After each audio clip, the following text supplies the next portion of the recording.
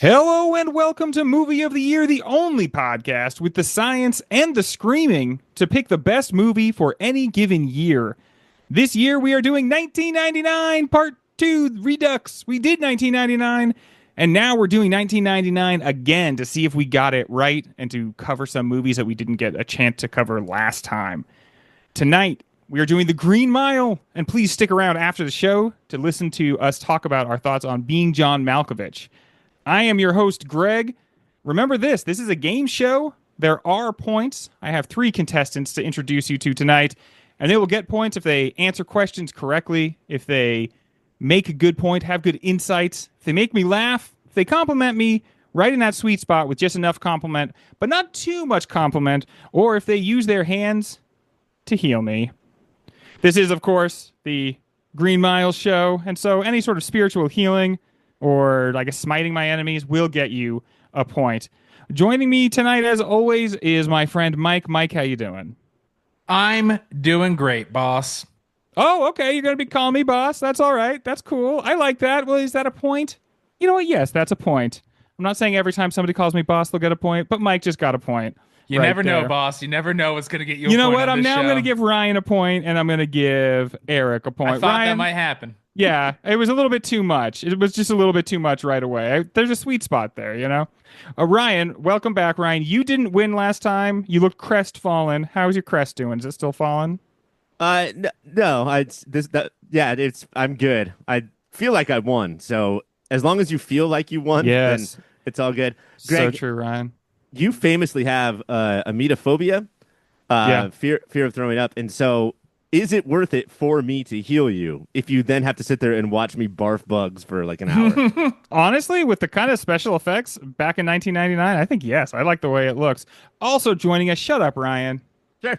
Also joining us, very special guest from the podcast Cradle to the Grave. It is Eric. Eric, let me introduce you some more. Cradle to the Grave covers the top 10 horror movies of each year of Eric's life because of the profound impact horror movies have had on Eric, as well as books and comics. He has very insightful guests, something we copied by having him on, and he takes an in-depth look not just at big horror movies from his life, but also how expansive the horror genre truly is. Welcome to the show, Eric. Thank you, Greg. Let me just say real quick, your beard is awesome. I have beard envy, Greg. That's a point. That's a point right there. Eric knows how it's done. And Ryan, your beard's pretty good too, man. I love the dual colors you got going on there. You got the red on top, you got the gray on the bottom. It's rocking it, man. I'm loving it. Mike, your beard needs some work, bro. I'm sorry. I just summered up recently. Yeah. I'm sorry. Mike shaved recently. So Mike, I'm going to give you a point because I remember your beard was also big and mighty. Eric, let me ask you. I just want to we haven't had a chance to really sit down and talk with you much yet. What is it about horror that you like so much that you decided you were going to build your podcast around it? Whew. Oh man, that is a long answer, man. I'll give you. We got time. Get in there, man. The Green Mile's long. I mean, I've talked about this many times on Cradle to the Grave podcast. I started about 2.5 years ago now, and I have a lot of guests come on. I usually have like 10 to 12 guests pick a movie from each year of my life. They come on, we chat about it, and I always ask my guests, hey, why do you love horror? Or do you love horror? I've had guests on that hate the horror genre. Oh, yeah. Right? But a lot of my guests, of course, they come on, and we talk about horror, and they tell me their stories, I tell them my stories, and one of the stories I come back to a lot, about my own origins with the horror genre is, as a young kid growing up in the 70s. I'm a little older than you guys. Just a little bit, which honestly, Eric, that's a point because I fucking appreciate that. We have some people on this show, Eric, who are so rudely young. They'll be like, oh man, those bastards. They'll say things like, I had never heard of that thing you do. And so I was excited to see this movie. What's this guy's name? Tom Hanks? And you're just like, I'll kill you. I'll suck the life right from you. Right. So, I'm growing up in the 70s. I remember one of my fondest memories. This was probably even before I was, into horror. I was watching this Christopher Lee movie on Channel 2 in the afternoon. It was like Chiller Theater, right? Saturday afternoon. it was the sun's out and everything. Like I'm gonna watch this Dracula movie, and it scared the fuck out of me, right? And so the whole day leading up to night, I had this dread. Like I knew Christopher Lee was going to be scratching at my window that night, coming to get me. And so the whole day I was just like in this weird daze. I was scared and excited. And then, of course, Christopher Lee didn't kill me that night. Congrats. I woke up the next day, and you know what? I wanted to do it all over again. Hell So yeah. that was the hook. That was the first hit, so to speak, right? And I've been chasing that high ever since. And then, delving into comic books like The Tomb of Dracula. I read that as a kid. Reading Stephen King. Stephen King came out in the late 70s like gangbusters, and I was right there for the beginning of it. He had a huge impact. It felt dangerous to read Stephen King. Oh, yeah. When I was 10 years old. Like I had to sneak that shit, right? And I would look for the sex scenes. Even if it was a bunch of children in a sewer. Yeah. Oh no, no! Oh, I remember in the library, I checked out Cujo, and the first thing I did was look for the sex scenes. The coked out ramblings of a Cujo is actually a really good novel, man. I mean, I know he doesn't remember writing it, but it blazes, man. Like that, it's a nonstop ride from start to finish. I read that like in a day. But yes, man, like so horror has just always had its hold on me, and I really got into how they made this shit. I was reading Fangoria and finding out like, oh, Tom Savini, he did these really cool effects for Dawn of the Dead, like. And then, Dick Smith, he did The Exorcist. And so I'd get these magazines and movie magic. And I've always been really interested in behind the scenes stuff. And so it just took off from there, nice. And it became something that, really got me through, difficult times in my life. I would have something to escape to, I would open up. I remember reading The Stand. I would read it every night before bed when I was a kid. Extended version or It was before the extended version. Okay. Yeah, and it was just I loved entering into that world, and I still do. I truly believe that the horror genre, sci-fi, and all that stuff, all this shit that we like, keeps us young at heart. I'm 53 years old, but I still feel like an 18-year-old kid. I love this stuff. I'll always love it. I've told my kids to, bury me with my copy of Salem's Lot. Okay. That seems like a good one to get buried with. You might find your way burrowing right back up to the top. Ryan, what is your history with the Green Mile? I honestly think it's like most people's, where everyone saw it in '99 and then sort of said that was great and then forgot about it. Yeah. I actually went on a road trip, but just before, a couple years before the movie came out, and on that road trip there was nothing to read except for my friend had brought the issues of the novel, and so I don't know why this doesn't happen more often, because people won't watch a 2-hour movie, but they'll watch 8 hours of TV. Yeah. If you just broke novels up into these chapters that Stephen King did for this one particular novel, so it was like a throwback to like Dickens or something, right? Correct, yeah. And you would finish this 80-page, 100-page book, which I think did lead to the episodic nature of this movie, and you had to grab the next one, and everybody on that road trip just flew through them. So we were pretty jacked about the movie. Stephen King, I feel like, is a hard author to adapt no matter what genre he's writing in. I don't know if we have more stinkeroos as far as movies go from any one author than we do from Stephen King. And I just think that he's a fucked up guy and you want to read his words. And The Green Mile was so compelling then. And then, honestly, like, I don't even know how much we considered it for 1999 Part 1, our first season. And here it is now, and I haven't thought about it since then. Mike, how about you? What is you're the baby of the podcast. Little baby. Yeah, I'm you're just a a little little podcast middle-aged baby. We can tell by your beard. I don't even have a Baby beard on beard. this show. Little baby beard. My family used to go to the theaters a lot and either went as a whole family, Jansport filled with popcorn we popped at home, which means it was very room temperature by the time we were at home or at the theater, or we rented it and watched it all together. I know I saw it around when it came out, and I remember having a vague fondness for it. It is where I was like, oh man, Michael Clarke Duncan, he's really good. Oh, I really like Sam Rockwell. It's where I learned about them, followed them throughout all of their careers. And that vague fondness burnt to ashes this week. That's what I'll say. I'm so sick of people being like, well, the experience that I'm showing is boring. So that means I get to make a really slow, bad-paced movie, and you'll be bored because that's what the inmates are. You get it? Fuck you. Make a good movie. Oh, Would wow. you say, Mike, like somebody took your old experience and put it in a chair without a sponge? Yes. And then just let it roll? I got Perseed. Eric, you yourself are kind of doing the Stephen King thing here, because just as Stephen King is sort of dipping out of the conventional horror genre, you are also you're moving off horror here, and you chose The Green Mile. So what is your history with it? It was the only vaguely horror adjacent pick that you guys had for me, man. Yeah, we did shows about Blair Witch already. So how about The Sixth Sense? There was that we didn't. We had. Oh man, it was like Iron Giant, and which I love. I love Yeah. Iron Giant. I was this close to picking it, but I figured I try to keep it, like I said, horror centric with Stephen Okay. King, of course.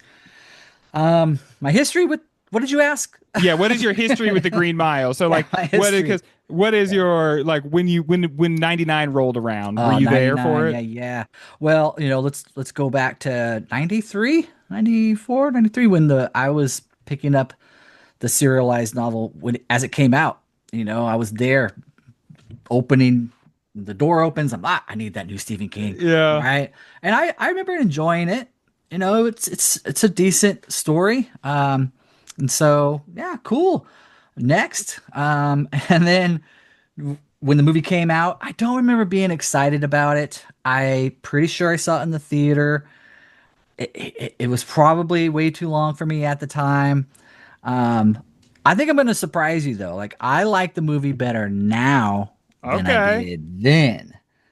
Yes. So I like it. It. Ryan, how about you? We got your. What's that? Go ahead. Sorry. Oh, I was actually throwing to you, Ryan. What was because we got your initial like history with the movie, but what is your updated opinion of it? Oh man, I would say closer to Mike than Eric. I don't know if I've ever, and I've been to a lot of meetings in my life, and I've taken a lot of classes in my life. I don't know if I've ever had my time more disrespected than while watching this movie. Now, don't get me wrong, guys. When I say I like it better now than I did then, that doesn't necessarily mean I think it's a good movie, which we'll get into. Yeah, We'll we'll get get into. But I think that, like, if you look at it, came out in December, and it was Hanks and the director of the Shawshank Redemption, and this is Oscar season. Like, this was clearly put together for a reason, and the reason was not to analyze it over the course of 90 minutes on a podcast 25 years later. Well, I'm going to weigh in a little bit here. I think I am closest to Eric's opinion, if you can believe it. When I saw this movie, I was on that same road trip, Ryan. I read the book at the same time. And then when the movie came out, I remember being like, yeah, that was like the book. I remember that. I enjoyed that. And then as I watched it the first time this week, I had my arms firmly crossed because of several things we'll get into in the show. But I fundamentally kind of don't believe the base reality of this movie. And so that kept me from connecting with it. But then when I finally let it in all the way in, I was like, you know what? There's a lot here that I think is being done effectively. Maybe not art, maybe not all the way to art, but I think that there are things that are being done effectively. Is it a little bit baggy, a little bit overdone? Yes, probably. But I don't think I hate this movie. I just think it's fine. And when you're 3 hours and you're fine, maybe that's a little bit does of a an lot. issue. Let me It's tell the you Joe Black of our generation. I'll tell you the correct way to watch The Green Mile. Okay. Okay. This is a little trick for you guys. So you have to watch this movie knowing that Tom Hanks' character Paul is the unreliable narrator. He is telling the story Okay. from his point of view. Okay. Right? It's so he's making himself be this wonderful man who's not a racist, right? Yeah. I'm not a racist. Dude, living in my the friends South in aren't the 30s. racists. Nobody's a racist, right? Everybody's this like caricature, a trope of the good guy, the bad guy, the tough guy, right? Okay. So the story is being told by Paul, and when you look at it through his eyes, right, it's like a fairy tale, and it's not realistic. This movie is not realistic in the slightest, right? Yeah. So that's how I kind of approach this movie, as just like this is a yarn that Tom Hanks is spinning, and I got to tell you, like it is 3 hour plus movie. Mm-hmm. I was okay with the time. I don't know, dudes. I don't. Maybe I was charmed by some of what happens in this film, but I didn't hate it. Do I love it? No. Will I revisit The Green Mile anytime soon? Probably not. But I had an okay time with it. Well, that is our initial impressions, but we are going to get more into this movie. But at the end of our very first segment, Ryan, you've got 5 points. Mike, you've got 4 points. Eric, our guest, you already have 8 points. Oh, damn. yes, cha-ching! Can you maintain your lead? Let's see on the other side The of this pressure's break. on, baby. The pressure's on. Paul Edgecombe, played by Hanks, is a death row prison guard battling a nasty UTI, which is keeping him away from his incredibly game wife. John Coffey is his newest inmate, possessing the incredible size of Andre the Giant, with limited mental capacity of Andre the Giant, but also the healing powers of, I want to say, Andre the Giant? I have to start proofreading these. Based on the Stephen King novel of the same name, The Green Mile was an instant critical success, including getting a glowing 3.5-star review from patron saint of this podcast and Pop Filter Hall of Famer Roger Ebert, who even went so far as to praise its 3 hour plus runtime. It was nominated for 4 Academy Awards: Best Picture, Best Supporting Actor for Duncan, Best Sound, and Best Adapted Screenplay. It was a huge financial hit and is one of the most beloved movies of all time. But is it any good? Well, I'm glad I asked.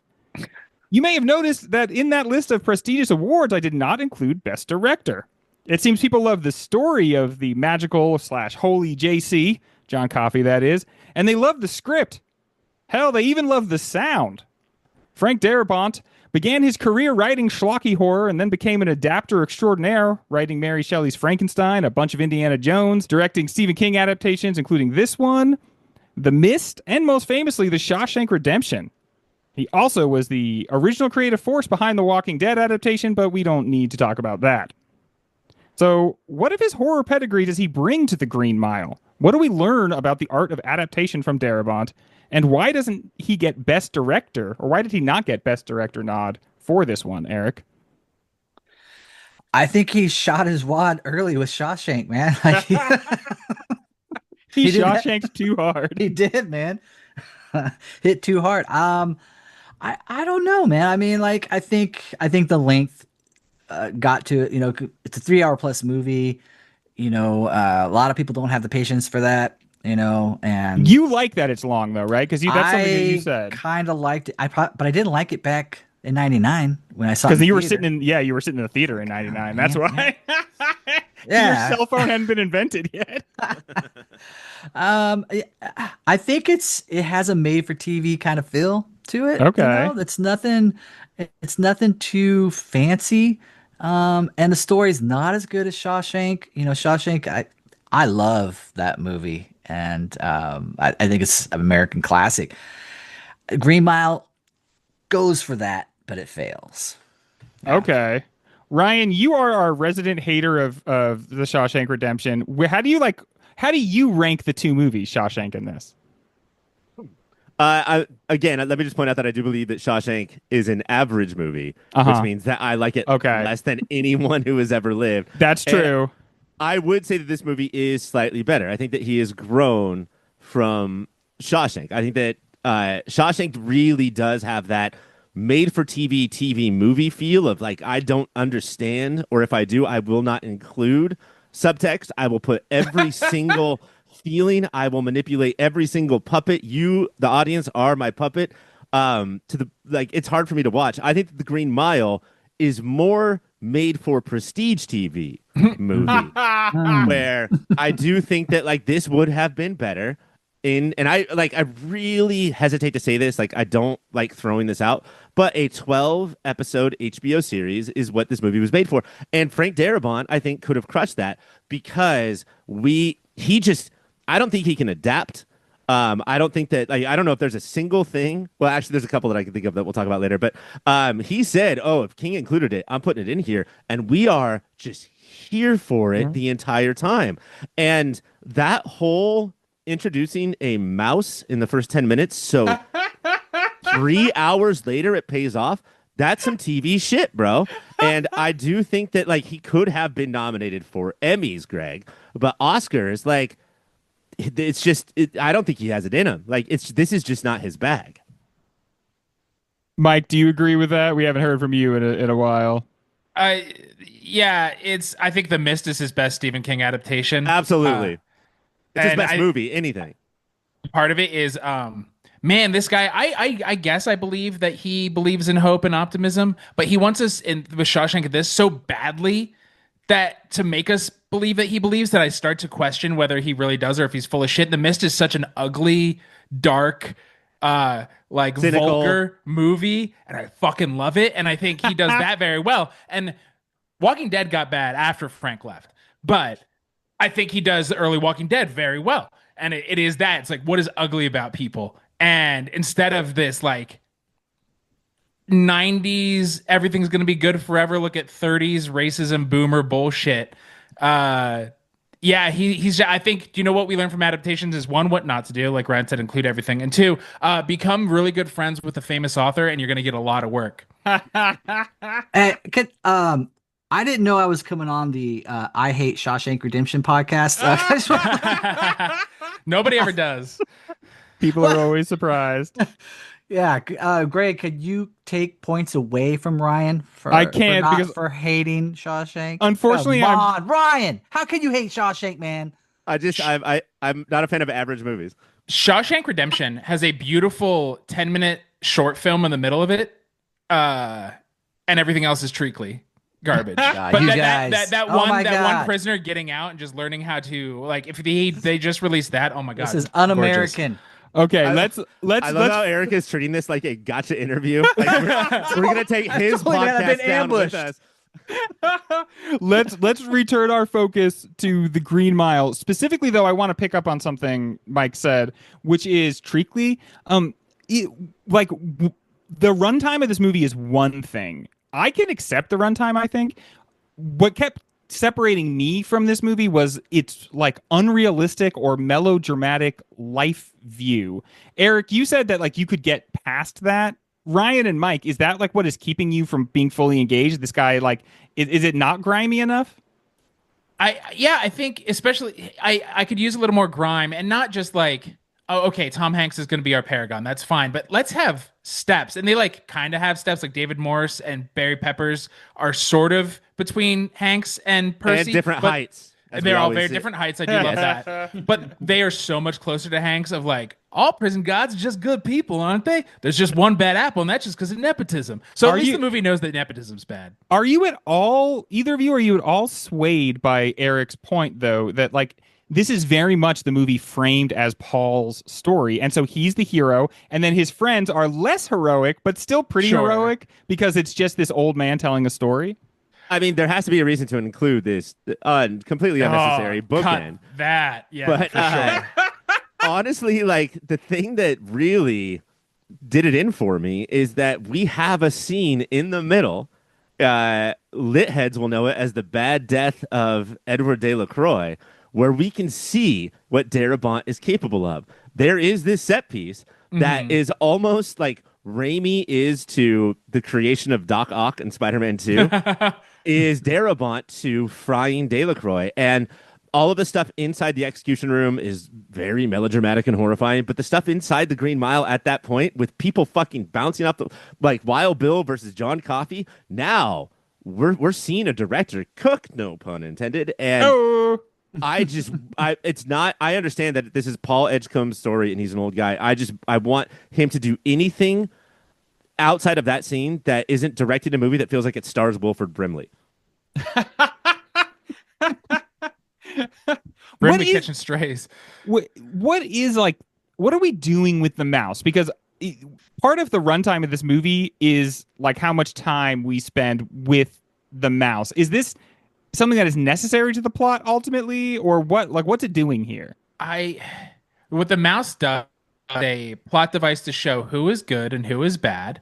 It is a plot device to introduce the escalation of what John Coffey's magical powers can do. Okay. And have the last little aha, and Mr. Jingles is still alive at the end. And I think in this time, Darabont and co. looked around and went like, I mean, we could cut it, but we're just gonna make a movie about death row without some sort of mouse hunt adventure. Like we don't want people to sit about and think about the actual humanity of these guys. So let's do a little bump, and just march our way chasing a fucking mouse that does trick. Eric, if you like the extended runtime, what does that is that because you're here for the mouse, Mr. Jingles? This is so weird, man. I did not expect to be defending the Green Mile the way I'm defending the Green Mile. But here I am, nonetheless, defending the Green Mile. Okay, man. I love Mr. Jingles, man. Okay. I think I'm an old softie. The movie's runtime works for me because I felt spending time on the Green Mile with these guys and their ho-hum days. You know, there's some scenes where they're just sitting around a desk feeding the mouse. You know, and I don't know. It was this weird thing where I'm like, I'm okay with hanging out with these guys because they're all really nice guys, right? I mean, except for Percy, but Percy gets what's coming to him, and I enjoyed the performances. You know, Wild Bill, Sam Rockwell is great. Tom Hanks, you know, he's doing his Tom Hanks thing. And then you have a mouse running around. It's cute. I don't know, man. I don't know. I'm okay with the mouse. I will say this, Greg, you had said that it got nominated for Best Sound. Yeah. And I'm not sure if that would have happened if it wasn't for Percy's boot coming down on that fucking mouse. That was a crunch fest. I do have to say, I think the one area that is effective in this movie is I think it's got good production design. I think that the set is amazing and they utilize it effectively and the look is absolutely right. I think that the color of this movie is something like you can love it or hate it, but he went for like this kind of like Rockwell painting color. And Norman, not Sam. Yeah. Sam could paint if he wanted to, though. And I think he really pulled that off. And I honestly, I was kind of blown away by that aspect of the movie. It really does look like a moving painting at different moments. And Ryan, does it like, I don't know, shake you at all that Roger Ebert, like he's big on this podcast because he's big with you in part. He loves the runtime. He says that you have to hang out with these guys when they're not frying people so that you can understand what they're really going through. Honestly, like there's a lot of things that Eric said that I totally agree with. It's not the runtime, and we said this about American Beauty last week, so keep that in mind. But there's not any one scene that's like, fuck this movie. You know, they're so competently made and are engaging. And I do like hanging out with these people.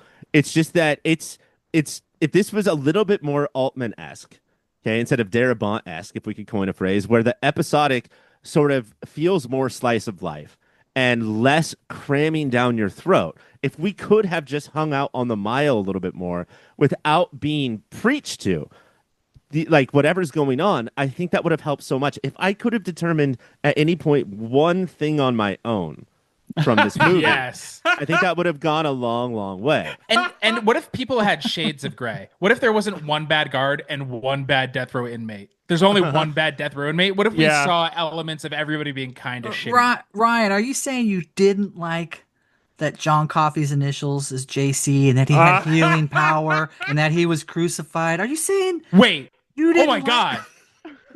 Like Jesse Custer from Preacher? Oh, yes.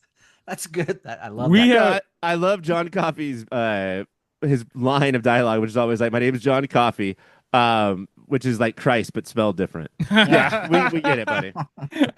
We have blown Mike's mind, and so we're going to have to take the quickest of breaks. But here's an update on our score. Ryan, you have pulled ahead. You're at 18 points. Mike, you have 13 points. And Eric, you are sitting at 16 points. But when we come back, we're doing trivia. And there's a lot of points on the table. Trivia. It is time for trivia. Please wait until I've read the entire question, then ring in by saying your name. I have determined what the answers are, and they are the correct answers. So don't question me, everybody. All right, let's go. The Green Mile is set in Louisiana, even though most of Stephen King's novels are set in what state? Eric. Ryan. Oh, I'm going to say Eric. Maine. 1 point for Eric. What is notable about the walls of the prison? Ryan. They're green. I don't even think that's true.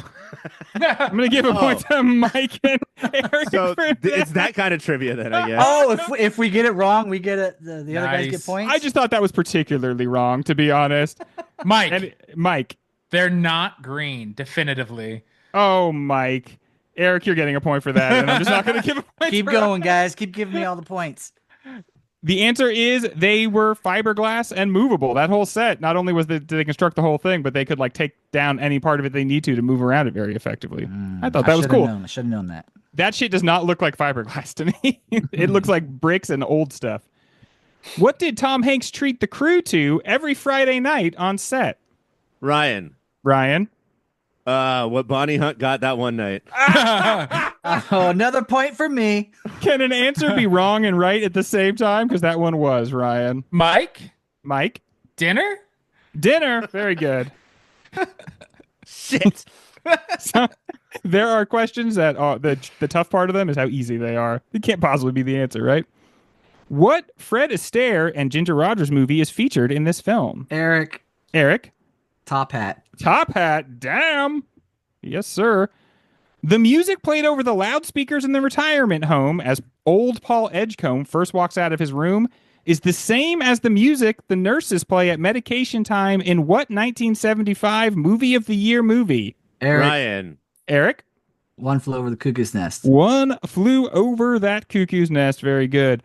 John looks at the stars and says, "Look, boss, it's Cassie, the lady in the rocking chair." What constellation is he referencing? Ryan. Cassiopeia. According to myth, why is Cassiopeia in a chair? Ryan. UTI. that would have been good. So I'm going to give you another point, even though it's wrong. Mike. Cassiopeia. The sky is vast and she had to take a rest. No. Eric, do you have a guess? No, I don't. I want to keep all my points. Cassiopeia is Andromeda's mom, and Andromeda was supposed to be served up to that sea monster, but then a hero came along and saved Andromeda, but Poseidon was like, well, someone's got to pay, and so Cassiopeia is sitting in a chair as punishment. That's pretty clever, right? Yeah. So weird. Cassiopeia is from that Andromeda strain? That's pretty clever, right? Give him a point for that. Yeah, it's pretty clever, Greg. What's your name again? Ryan. Yes, Yeah. that is pretty clever. I think that's pretty clever. It's only been like a month, but I forgot how trivia works. The book came out in installments in what year? Eric. 1993. No, sir. Oh. Ryan. I'm going to say 97. No, sir. Mike. 94. We just did this season on Movie of the Year. It's 1996. the year Scream came out. Eric, I listened to your Scream episode. It was very good. Thank and you. I learned things. Yeah. Why did Stephen King release the book this way? Mike. He heard that people flip to the end of the book to find out how it ends, so he's like, I hate that, and I want to do this, so they can't do that. That is one acceptable answer. What is the other acceptable answer? Ryan. Money. You mentioned it earlier. He heard Charles Dickens did this, and he was like, that sounds cool. I want to do that too. But he wanted to do it also because of the reason Mike said. Stephen King called the movie the most blank adaptation of his work. Correct. Mike. Faithful. Boom. Very good, Mike. When the actors are meant to be watching the mouse move across the floor, what are they really looking at? Mike. Laser pointers. A laser pointer. We're all just cats, aren't we? What dear friend of mine does this remind me of? Ryan. No, it doesn't remind me of Ryan. Mike. Your cat? My cat. And Mike, what is my cat's name? Athena? Oh, wow. That's amazing. That's not only a point in this game, that is a friend point. Shit. You've just received a friend point, my friend. You can use this in a time of extremity. No questions asked. What is notable about the height of John Coffey actor Michael Clarke Duncan? Eric. Ryan. I heard Eric first. He's only like 5'6". Dude is not very tall. Name one thing they did to make it seem like he was tall. Eric. They put him on apple crate things, boxes. They occasionally had him stand on crates. Anybody else have one? Mike? And they're walking down the hall surrounding him. They dug trenches for the guards to walk around him.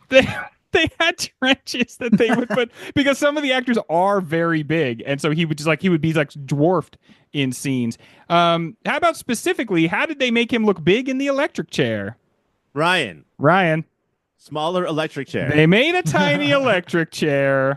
Movie magic. When Stephen King came to set, what did he want to do? Ryan.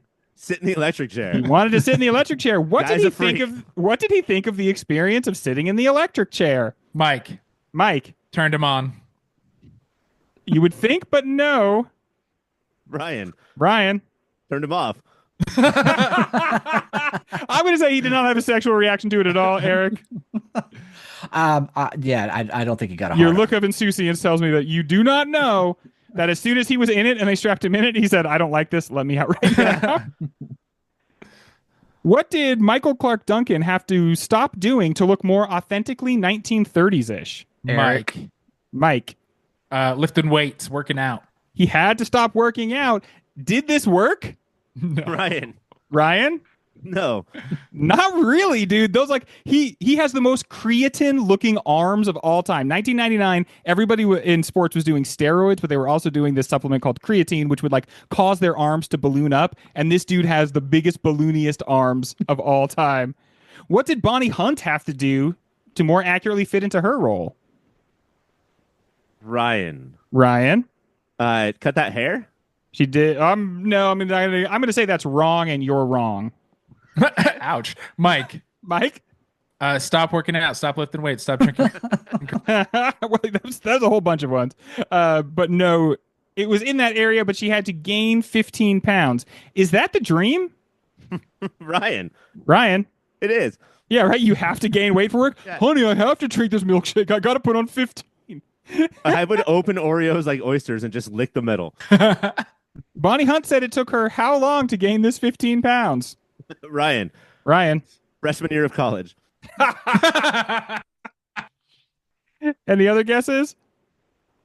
She said about one night. That's very funny, Bonnie. This is the only Best Picture Oscar nominee that year not to be nominated for what? Mike. Ryan. Mike? Yeah, I said that in the intro. That's weird that it was a question. I listened to you, Greg. What scene with Tom Hanks made actor Michael Clarke Duncan uncomfortable? Eric. The pee-pee scene? Grabbing his crotch. How did Hanks attempt to diffuse the tension in the situation? Ryan. Going cross-eyed. Oh boy. Boiled geese. Anybody else? Mike. Mike. Giggle with his hands like the dog from Duck Hunt. Like, that wouldn't diffuse any situation. I'm so mad right now just Greg, you brought up that Greg, fucking settle dog. down. It's Put the hard to pistol shoot down. the Greg. ducks, okay? You focus on you, dog, and I'm gonna focus on me, okay? I shoot the ducks, you grab the ducks. Do not judge me. Sorry, Eric. I get all crazy when they That's talk okay, about that man. dog. Duck Hunt, which is famously Bonnie's cousin. So fuck that dog. Ryan, you are setting a record for the most points scored being wrong in trivia of all time. Tom Hanks put a water bottle down his pants. Oh. Upon meeting Wild Bill, Percy tells him he's gonna ride the lightning in reference to his impending execution via Old Sparky. Is Ride the Lightning the best Metallica album? Eric. Eric? Yes. Honestly, yeah. Ride the Lightning is the best Metallica album. Ryan. S&M. Thank you. Mike. Oh, come on, Mike. Are you guys fancy forgetting now, about Greg? Are you forgetting about Saint Anger when they try to sound like all the bands that they Hi, inspired? yeah, I can't believe the bullshit. I mean, if you had said And Justice for All, if you had said Master of Puppets, if you had even said Kill Them All because you're like some like ultimate like purist, whatever. But don't give me S&M. Don't fucking give me Load. Don't, oh my god. Percy's lie. Ryan, go please. You have the floor. I turned that documentary they had made into a CD, and I listen to that all the time. That's their best album. Percy's line, Dead Man Walking, may be instantly mindful of what 1995 movie? Eric. Ryan. Eric. Dead Man Walking. Dead Man Walking. Correct. Thought it was a trick question. Very good. Eric, that brings your total score up to 27 points. Mike, that brings your total score up to 24 points. And Ryan, that brings your total score up to 27 points. We have a tie. Oh, shit. Oh my goodness. Is Thank there a goodness. tiebreaker? There are two more sections of questions that will serve as our tiebreakers. Okay. I promise. You're not going anywhere, Eric, and neither are you, listeners. While many praised Michael Clarke Duncan's John Coffey, the character has also been taken to task as King's, quote, most famous magical Negro, unquote. Spike Lee actually came up with the term in 1999, talking about Cuba Gooding Jr.'s character in What Dreams May Come, Will Smith in The Legend of Bagger Vance, Lawrence Fishburne in The Matrix, and John Coffey in John Coffey's Healy Hands starring Old Mouse. Is there more to John Coffey than a good-natured, folksy, magical black character who helps the white folks around him? Does Michael Clarke Duncan elevate the stereotype in any way, Mike? When Coffey cries, when he is scared of the dark, with Duncan is fully elevating it. And to me, this character is always skating towards straight offensive. And I think Michael Clarke Duncan is doing everything he can to let it not fully get there. But as written, dude, what are we doing, Stephen King? How many of these characters do you need to write, man? What is your problem?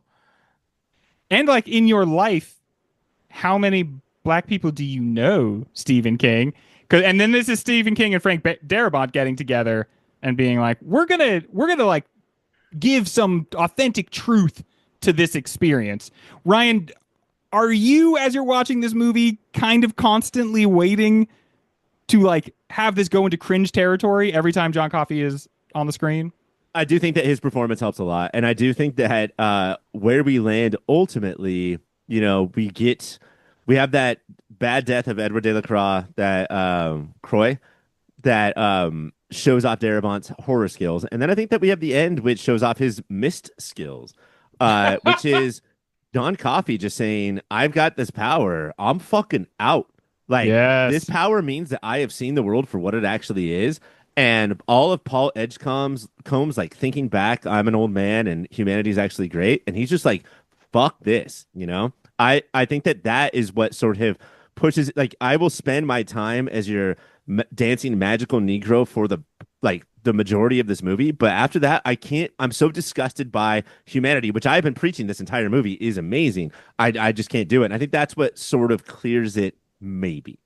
Eric, do you feel like there's that transition where maybe at first we're uncomfortable with John Coffey, but then we see more of his depth towards like the second part of the movie? Yeah. I mean, this is a tricky situation, a tricky conversation. This is honestly, this is the kind of conversation 4 middle-aged white dudes should be having about a movie from 1999. I mean, first of all, yeah, Stephen King, like Mike said, man, this guy, he is notorious for his stories with the quote unquote magical Negro. I mean, going back to The Shining, Oh yeah. And in The Stand. Oh yeah. So they're all over the place. Yeah. The way I look at, and I know the Green Mile is offensive to people of color. I did some Googling, before our chat, and I was looking at some videos, and yeah, it is offensive to see this black man who, he's the big bad. Part of it is the bigness, right? Like, I mean, they're constantly talking about how big he is, and then they can't find an actor big enough to play him, and it's like he always does look too big in all the scenes. Like, he's too tall.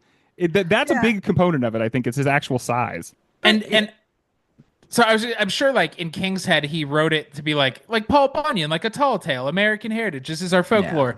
But just given the pop culture history and King's own history, it doesn't sit well. Right. King is actually quoted as saying, like, it's not supposed to be any sort of racial allegory or anything. I just thought if he were black, then they would definitely give him the death penalty. But I didn't have anything to say about race. I don't know if I buy that. But okay, you don't get to choose whether or not you're saying something about race. Like, yes, exactly. This got adapted, and I do think that Darabont, and to a lesser extent with the movie King, are hiding behind the fact that so many white directors and writers do. Well, no, this is accurate. This is period accurate. So it's totally fine. And if it was period accurate, John Coffey would not be in the same jail because segregation was still fully going on. So let's not hide behind false accuracy, guys. I mean, there's a way in which you could argue that, like, in 1935 Louisiana, there's a good chance John Coffey would never make it to jail, right? Like, I mean, right? They would have lynched him. 4 people were lynched in Louisiana in 1935, and like one of them was lynched for like blowing a kiss at a white woman. So, and I think that is that's part of what is dangerous about this movie, is what it kind of like, the way in which it replaces the past with a different story about the past. And I think there's something very 1990s about that too. Like, we're going to reimagine the past as a gentler place where racism existed in like 2 out of 10 white people that you would bump into, rather than like a kind of like baseline way of life that gripped an entire community for hundreds of years or something like that. Yeah. Again, I'm looking at this movie like a fairy tale, through Paul's eyes. And so, and I'm white. And so it doesn't have the same effect. We forgive you, Eric. The other white people on the podcast. So I'm seeing it through my eyes and my own personal history, and so it doesn't affect me that way, but I respect what it does to other people when they watch this film.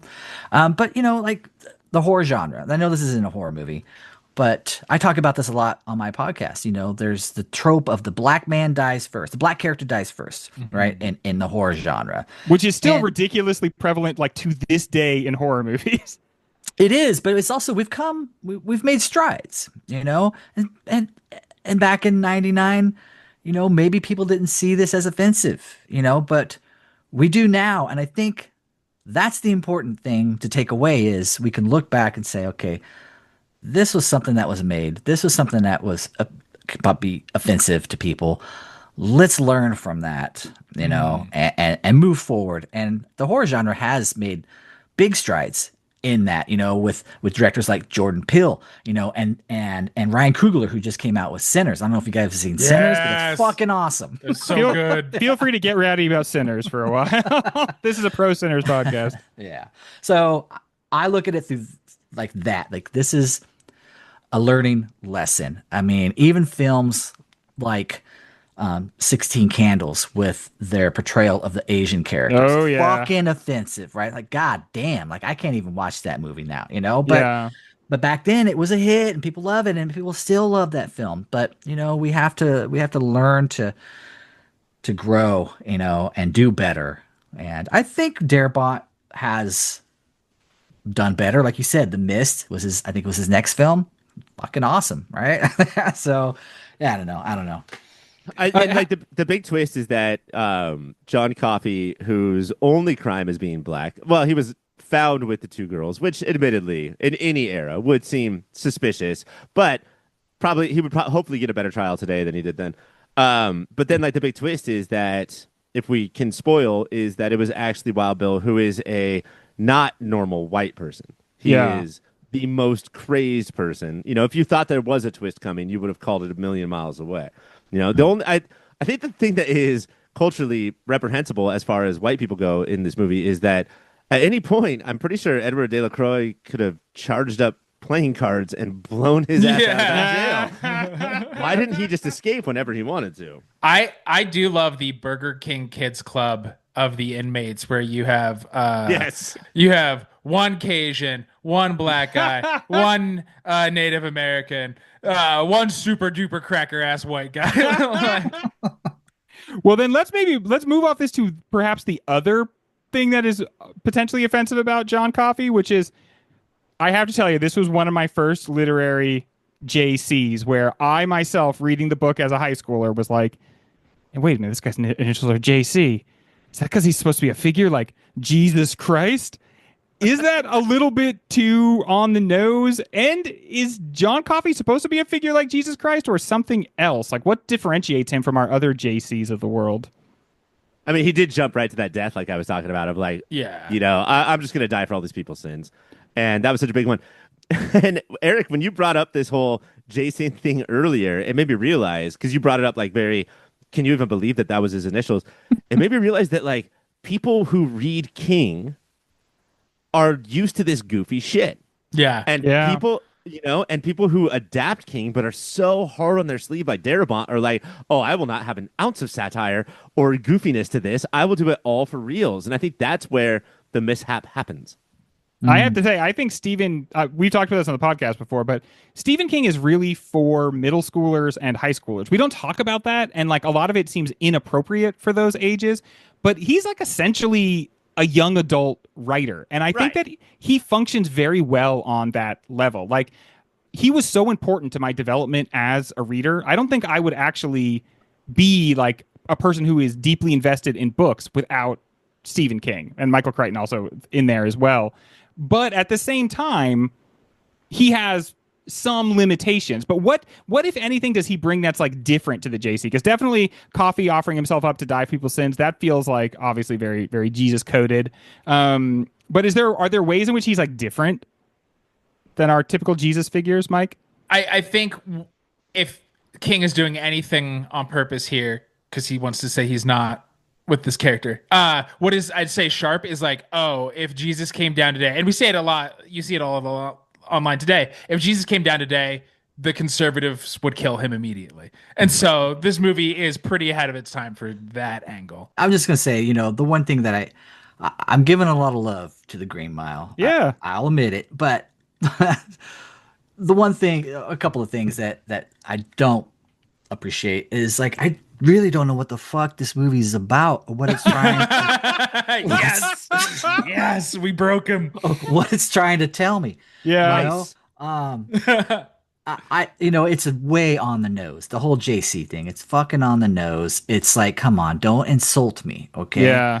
And so I don't know. Like, I don't pick up the Jesus Christ thing with John Coffey. It just doesn't work for me like it does with other Christ figures. I'll tell you one thing that struck me that as like markedly different is not the dying, right? Because he's willing to die. The world is too hard. It tears him to pieces or whatever.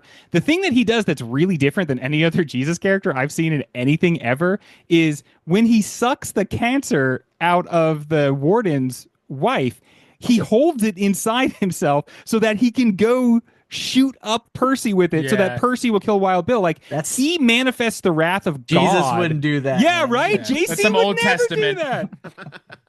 It Old really Testament is. JC. I love it. It makes that conversation behind the pickup truck so much better. Of like, oh man, I think he wants to hold it inside himself because he wants to die. They are putting their Jesus Right. Christ Yeah. on him before we see that he's just like, no, bitch, this is a super soaker, and I'm all super soaked up, and I'm about to squirt in your mouth. Well, now that we have had a chance to talk about one of the messages of the movie, I want to have a conversation about another of the messages of the movie. But first, we're going to take a little break. He killed them with their love. That's how it is every day, all over the world, says John Coffey of Wild Bill. What is this movie's message about love? And how original is that message, Eric? Oh man, I'm glad you came with me first. I got a lot to say on the message of love. So I said earlier that I don't know what the fuck this movie's trying to tell me. Okay. I had to make up my own shit about what the film's trying to tell me. I love it, and I want to hear it. And it's about a relationship between a man and a mouse, right? It's about It's the Walt Disney story. I love the relationship between Edward Delacroix and Mr. Jingles. Yeah. That is the strongest relationship this film has. It's not between Tom Hanks and his wife, right? It's not between Hanks and Coffey or Hanks and Brutal. It's Edward and Jingles together. I love it. And to me, when Edward gets fried, when he dies, Delacroix dies, Jingles disappears, right? He's heartbroken. He lost his love, man. Right?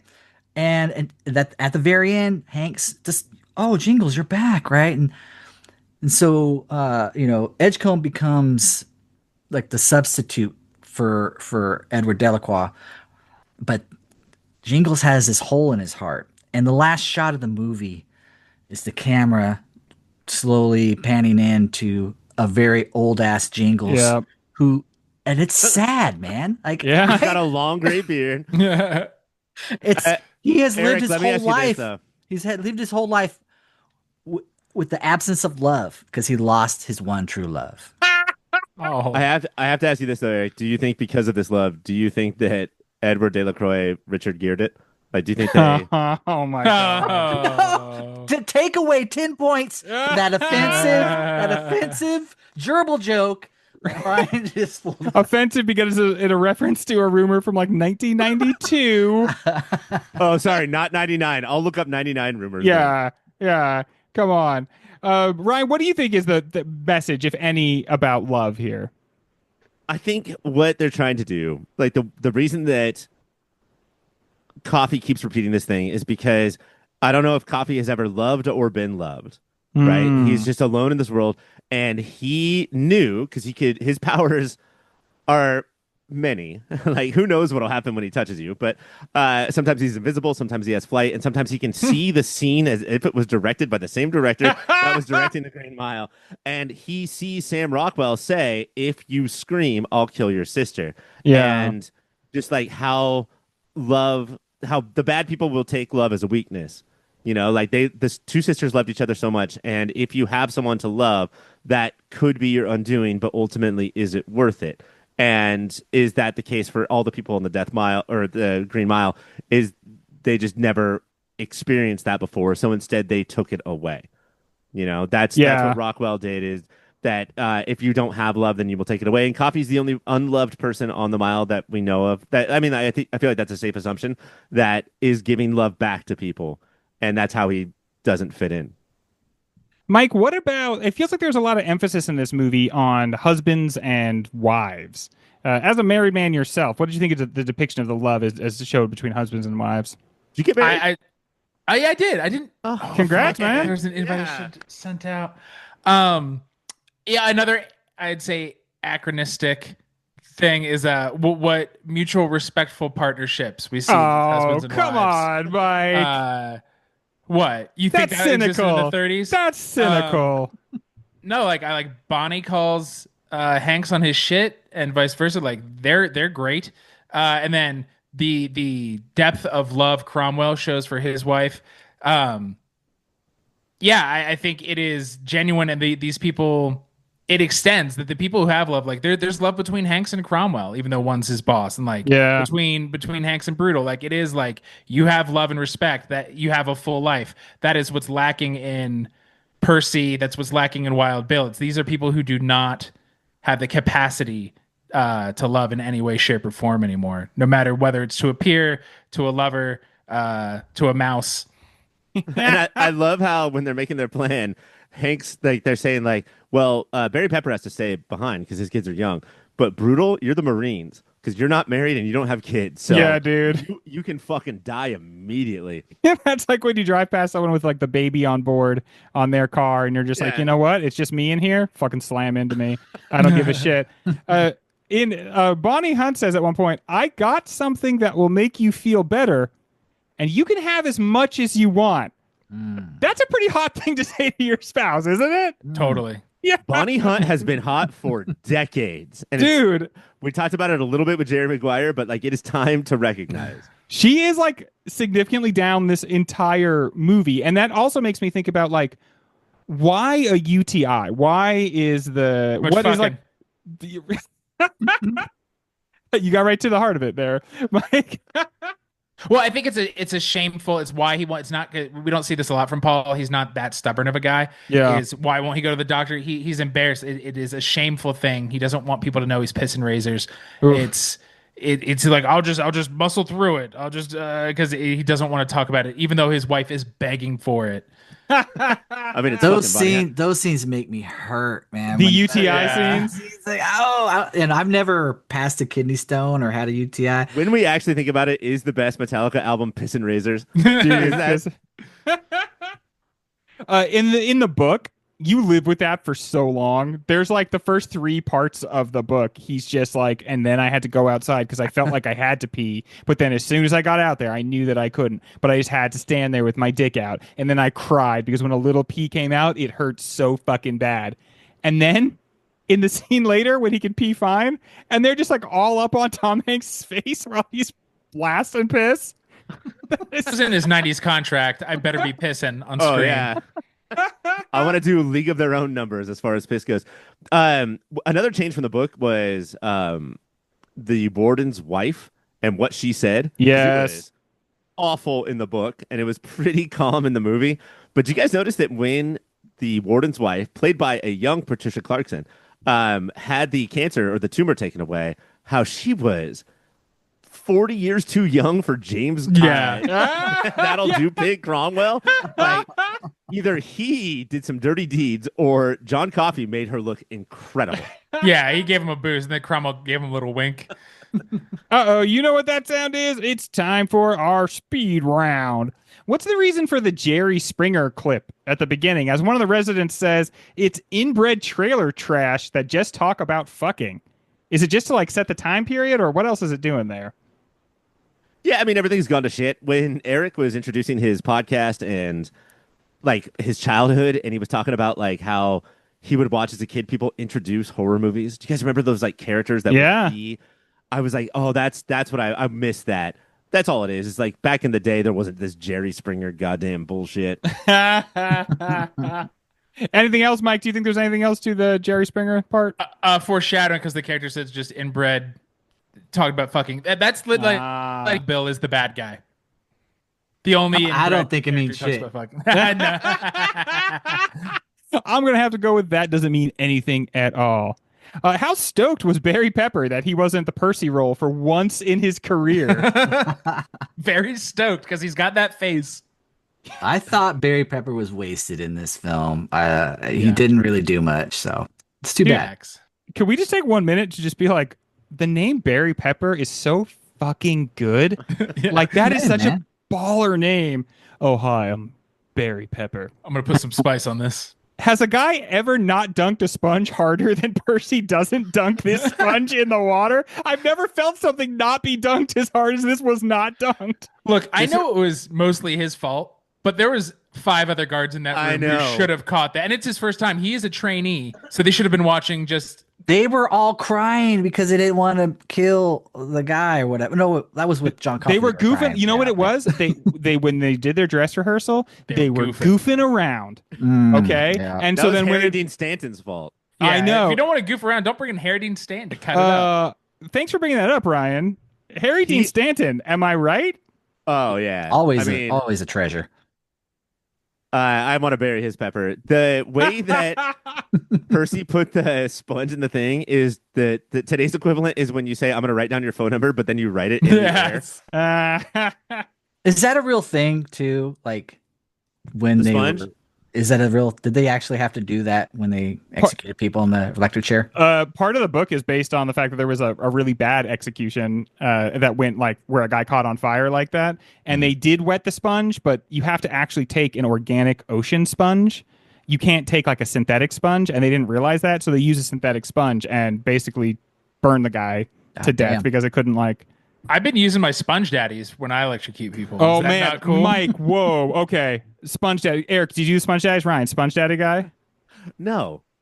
Scrub daddy, right? That's what you Scrub mean. daddy, Right? yeah, Scrub yeah, daddy. scrub daddy. Okay, yeah. I use scrub mommy because it covers many bases. It's got the softer part on there too. Yeah. Yeah, okay, very good. You know what I'm talking about. 4 times in one night. That's not bad numbers, is it? Yeah, what are they in college? 4 times. I mean, John Coffey. His last name is Edge, so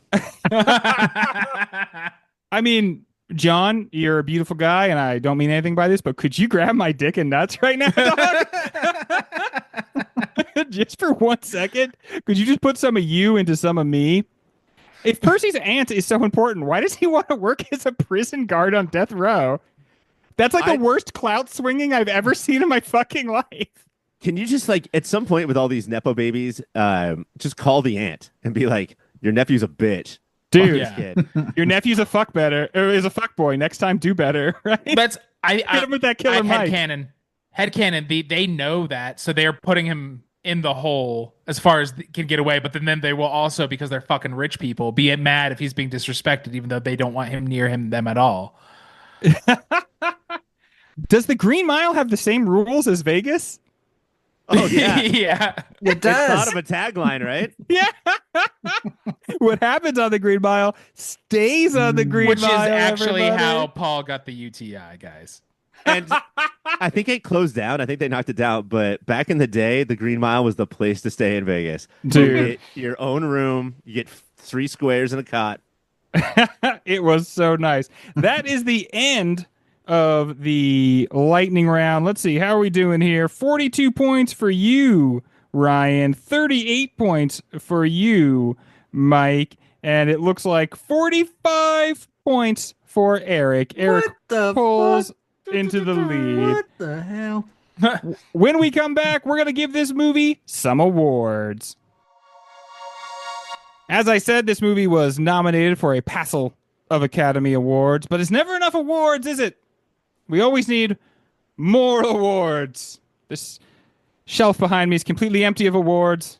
Let's fill it up with Green Mile awards. First off, let's say pound for pound. Mike, starting with you, who gives us our best pound per pound performance? Could be someone only in the movie for just a little bit. Could be Harry Dean Stanton, right? Just in a short time. Could be. Made a big Short impression. Time. Yeah. I'm glad you talk about pound because this might be ounce for ounce performance. There were 13 trained mice that played Mr. Jangles. This was not AI, my friends. These were real mice doing little tricks, working their little hearts out. And I, in a vacuum, love the Mr. Jangles parts. And then I have to think about what it's surrounded by. I'm like, what the fuck are we doing? But these 13 mice crushed it. Did the 13 include the fucking super old one, the 105-year-old? Yeah, that was a real old mouse. Does anybody have any cheese for me? That's what he would have sounded like, folks. Mike, that's the fucking bravest thing anybody's ever done. I'm gonna listen to these two knuckleheads when they say who had a better performance, but unless they say this fucking mouse, I'm taking you out for a steak dinner. Eric, who do you think had the best? Without paying no attention to what I just said to Mike a second ago, what do you think was the best pound for pound performance? You know, I'm gonna go with Michael Jeter, who played Edward Delacroix. He makes you love. Okay, first of all, this guy is a fucking murderer. We don't really know what he did, but he's on death row. I looked up in the book. Do you guys remember? No. Doesn't he like shoot his wife's lover or something and then her? Oh, that's Shawshank, baby. Oh, sorry. Michael Jeter rapes a young girl and then kills her, but then drags her to a building and to burn the evidence down, burns the building down, and then burns 7 other people down with it. So that's a little Cajun guy that we have in this movie. One of the things Stephen King said about this adaptation, on top of being faithful, was like that he kind of sanded the edges off, and that was like there was more moral complexity in the books. Like the books very much leaned on the fact like these are criminals. Like they're not all innocent sitting here; they're all guilty. But like there is like some still humanity that you can show them. And in the movie, they were like, "We don't trust you. These guys are in prison for something that we don't want to tell you about." Yeah, but like I was saying, like Michael Jeter, I think he does a really good job of making you care for this murderer, this rapist, right? This arsonist. And his relationship, like I said earlier, with Mr. Jingles is something that I really love. I have a feeling that Michael Jeter took that mouse home with him every night, right? And then and Richard Gere all no Richard Gere. This is innocent, Ryan.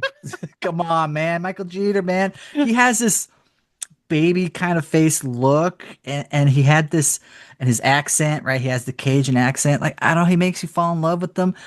I give it to Michael Jeter. Ryan, we have Mouse and Friend of Mouse. I thought that mine would be crazy, but I'm going with Friend of Mouse as well. I'm going Michael Jeter. I just think that he is bringing the truth in the scene more than anybody else. Like, I think that he is overstepping. He's like, oh, that's all you want me to do, Frank Darabont? I could probably make it a little more realistic than that. And like the tears in his eyes basically at all times, like he's just like, he's scared all the time. This is a fucking mass murder. This is a, what society would consider an awful person. Execution would be too good for him. And yet the fear in his eyes because of his current situation, I thought was incredibly done. This is a sitcom actor. This is a guy who like in the early 90s popped on a sitcom. And then I think was incredible here. Right. And Ryan, I'm just going to say, Ryan, the reason why Michael Jeter or Edward Delacroix, has that look in his eyes because he found love with Mr. Jingles, right? But a companionate love that understands the bounds. He found love at the end of his life, right? He was this horrible, repugnant person, and at the end of his life, he finally found love with Mr. Jingles. And you know what else I think he found too? He found love in a lonely place. I think he kind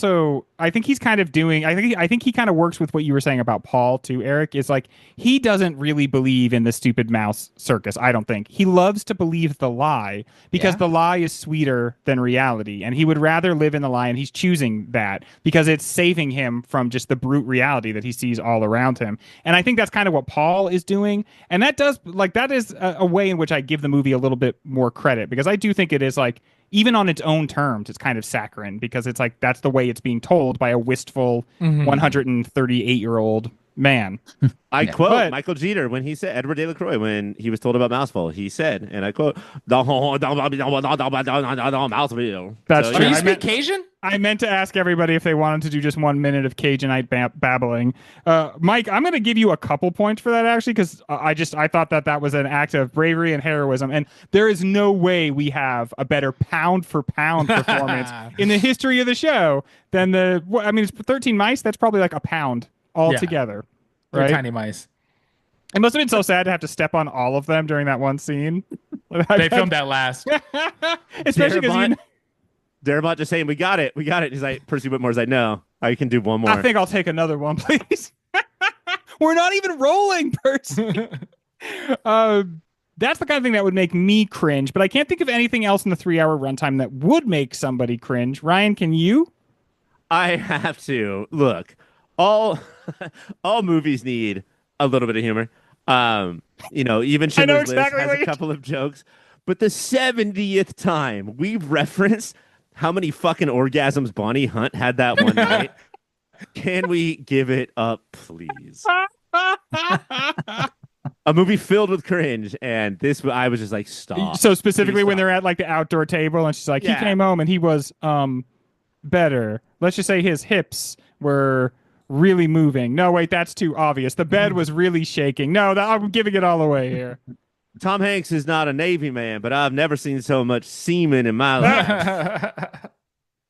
Eric, I'm gonna let you follow that. Oh well, I'm right along with Ryan on that one. The cringiest moment for me it was when Tom Hanks come home after his dick has been grabbed and he's Yep. been cured by John Coffey, and he's standing there in the doorway, and the camera just focuses in on Bonnie Hunt's butt. Yeah.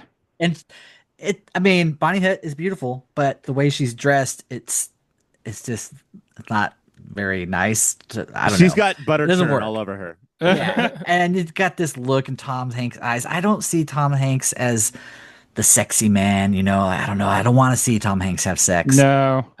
But Lord so knows I do. that was my cringe. I'll tell you, just today, watching this movie, I saw Tom Hanks doing a rather lengthy pee, and then I just so happened to be hanging out with my family, and they were watching League of Their Own. Another very long Tom Hanks pee scene. I think I'm done. I don't need to see any more of this particular actor pantomime peeing. Also, when it was on the window and we were hearing Bonnie and Tom have sex and it started to pull back, did you guys expect young Forrest Gump to be sitting on the Yes, I balcony? totally thought of Forrest Gump. He's haunting himself. Mike, Yeah. what's making you cringe, bud? So much. I'm going to stay in the same area of jokes. Look, I'm not here to defend in any way, shape, or form Wild Bill. Yes, right. To use, this podcast is against the actions of Wild To Bill. use police brutality and solitary confinement and hosing a prisoner down as a joke you go back to several times, it's just not fucking funny. I know that this movie's morality is if you torture, you're allowed to be tortured, and then that's okay because they do that a bunch. I was surprised. I did not know I was this kind of squeamish, but every time they went back, they're like, "Isn't that what we're doing to him now?" I was like, "Oh, fucking gross! What are you?" Ugh. Ugh. Ugh. Ugh. I'm going to give that one to Ryan. All right, Darabont. We have a few movies from him. What are his signature moves? Mike, what's the Darabont signature move you see in this movie? Ryan talked about it earlier, and it with the one time he's sort of going back to his horror roots or doing anything interesting with cameras at all, and it is the sequence of the death of Pamplemousse Delacroix. And it's the lights are going off, they're popping one by one down the hallway. Coffey's freaking out, Bill's freaking out, and then the electric chair, once he starts melting, it goes full on like Tales from the Crypt Keeper, like fucking craziness. Oh. I was thinking that like it was absolutely the best scene in the movie, but it also felt like an episode of Tales from the Crypt. Yes. For sure. Eric, what do you say? What is the Darabont signature move? Yeah, well, I think the Darabont signature move I'm going to coin as the Dufresne crane shot. Now, Okay. your favorite movie, Shawshank. Y'all remember that movie, right? Oh, Shawshank yeah. Redemption. When when Dufresne makes it out and he does the pullback and he's doing this, right? Like the rain's falling on him. Darabont does that a bunch in this Feel movie. the rain on The your camera face. the camera goes up. John Coffey spits out the CG bugs, right? Yeah. So I think that's probably his signature moment is that crane shot, right? Okay, I like it. I love the Dufresne crane. I mean, that's definitely a Crane, point. crane. Yeah, That is a right good- there on its It'll- own. It'll win you any karate tournament. Ryan, signature moment. Give it to us. This is a scene that I liked, but I feel it's fucking Darabont to a T, where Brutal and Edgecombe are telling Delacroix about Mouseville, and we just have these two people fucking manipulating the shit out of us, Yeah. and we're the audience. We're all Edward Delacroix, and we're like, I guess give it to us, baby. Like, Yeah. we don't need subtext. We just need you to fucking lie about sad shit. I do like that, and I think that ties in very closely with like really what the movie is actually about, which I think is the Stephen King's like old canard of, you know, like that fiction is the truth in the lie, and that like even if you've made a world that does not exactly map onto the real world, that we like love our fictive spaces. We love our fiction, and it sustains us, and it really keeps us from like giving into the horrors of each of our treks along the Green Mile. Our special categories for just this year are best musical moment and best comedic moment. Eric, why don't you start us off with best musical moment? Oh, there's not a lot of music in this movie, but I would have to go with the end, the very end of the film when we see old ass Mr. Jingles in this box, right? It's just a mouse spray painted with some gray paint, right? It's still there. And the music at the end, I think it again, it plays on your emotions. Like it's trying to tell you what you're seeing means something. It doesn't mean fucking shit, man. Right? You get an old ass Paul saying everybody dies, right? Like, yeah, no shit, dude. Yeah. Right? Never thought about it that way. But with that music, I'm like, holy shit, this means something. Oh my god, this is so powerful. It's powerful. I love it. I'm going with the end of the movies. Yeah. Hey, Eric, based on your amount of horror movies that you've watched, if this movie Yes. had 10 more minutes and Paul Edgecombe just told his whole story to this young lady, according, relative to Paul, was her head chopped off and fed to the old mouse? Like, if we just got to use his head for a I little hope bit so. longer. He says so many intensely creepy things to her, and he's like, and I'll see you die, Helen. I'll see you die. You'll just die right in front of me, Helen. I know it's going to happen, and you know it's going to happen. There's nothing either one of us can do about it. And it's going to happen right now. All right. Music moment, Ryan. Oh, Percy Whitmore, do a dance. Listen to him squishing in his pants. I mean, our Cajun boy, I almost said Gambit boy, but Cajun is different. Our Cajun boy making up that song on the spot. That's music. Yeah. No love for barbecue. Me and you, stinky poo. Nothing there. I mean, I thought it was pretty good, like off the top of the dome. It's It's a complex song. Mike. I'm not saying best. I'm saying, I guess, most impactful because this is so close to cringe. It is when they decide to go full mouse hunt mode before we know that Mr. Jangles is the heart and soul of the movie. And it is the military marching music because they're serious business now, clearing out the sergeant confinement room. And because there's marching drums and horns. Would it have been better, Mike, if it was just feel the rain on yours? Yes. There's no mouse to feel it for you.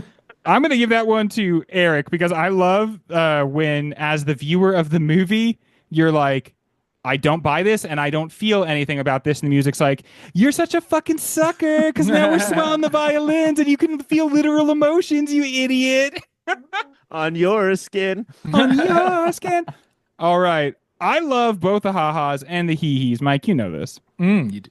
What was the number one comedy moment for you? This was hard because they all sucked. But I'm going to give this to, I did not know his name in the movie, but it's old Toot Toot, our friend, Harry Dean Stanton. Toot Toot. When they're going through the rehearsal dinner, the rehearsal electrocution, and he says, well, I want a fried chicken dinner with gravy and the taters, and I want to shit in your hat, and I've got to have Mae West sit on my face because I'm one horny motherfucker. That was the one comedic beat that did not make me roll my eyes. Ryan, what do you say? Greg, my answer is the same as my new pop punk band that's coming out this summer. I've got 4 words for you. Moon Pie Pimple Pop. How did he get that much moon pie in his mouth? No, it was Come like 4 on. moon pies. I'm You guys not want to know sure. something fucked up? Morse is very allergic Always. to chocolate, and they did not tell him they were going to do that. Wow. And they he was blast- legit pissed. They defied the Morse code. Eric, what do you got as comedy moment? Oh man, well, Ryan stole my thunder. Oh. But I will do my impersonation of Wild Bill. Y'all like that? I'm currently cooking up some turds to go with it. Nice soft ones. Have them out for you tomorrow. That is enough to get you the point over Ryan, Oh yeah. who literally said nothing about turds. Ryan. I will say, though, that from now on, instead of saying, oh, my tummy hurts, I'm going to say I'm cooking up some turd. That's such a Cooking up some manly way to turds, go some about nice things. soft ones. Oh man, he was so good at being like, you want to just punch him in the face. Like every time he said Yes. anything. Ryan, if you don't want to invest 3 hours in the Green Mile, what do you recommend somebody do instead? Oh, I'm going to say a movie that got a little bit of play at the beginning of last year, but not enough towards award season, which is Sing Sing. This is what I think a prison movie should actually be like, where we have Domingo Coleman and a bunch of actual prisoners writing a script and showing what it takes to put on, in this case, Hamlet inside of a prison. Incredible. Denmark's a prison, Ryan. Is that why they did that? Well, is that where something rotten is? In Denmark, yeah. Okay. Good. But yeah, this is a great movie that like I do think you have to know a little bit about before you watch it because to know you might figure it out after you watch it for a little bit that these are not professional actors. These are all prisoners that are telling us their story. But this is, I would say, slightly truer than the truth of the Green Mile.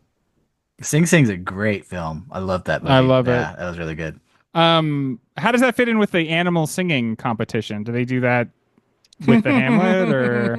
Well, no. Domingo Coleman plays an animated mouse. Ratatouille. Eric. Oh, I'm sorry. Are you saying your recommendation's Ratatouille? Okay, I get it. That's a good one, Eric. We could go there. But what is your recommendation?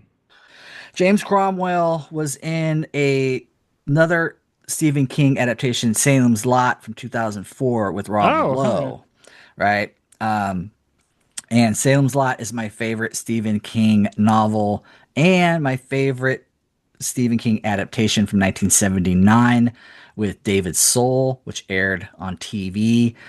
And that is probably one of the scariest things I've ever seen. And so I recommend you go watch the 3-hour epic miniseries Salem's Lot from 1979.